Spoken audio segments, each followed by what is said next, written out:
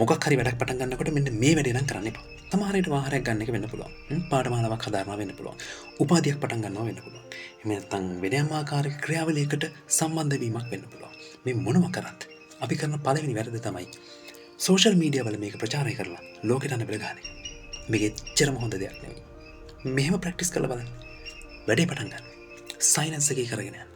Result එකතු කරන්න. තව වැඩක් පටන් ගන්න. සයිලන්ස් එකේ කරගෙන යන්න. රිසල්ට් එකතු කරන්න. මේ වගේ වැඩ ගොඩාක් කරගෙන යන්න.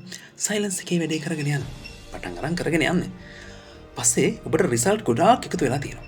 එතකොට යම් අවස්ථාවක ඔබට අවස්ථාව හම්බ වෙනවා මේ රිසල්ට් ලෝකෙට ඉදිරිපත් කරන්න. ඒ අදාළ රිසල්ට් එකට වැලියු එක තියෙන තැන. එතකොට තමයි ඔබ කොයිතරම් වැලියුබල් පුද්ගලයෙක්ද, ඔබ කොයිතරම් වටිනා කියන පුද්ගලයෙක්ද කියන එක මිනිස්සුන්ට දැනෙන්න පටන් ගන්න. මේ ක්‍රමේ උත්සාහ කළ බලන්න.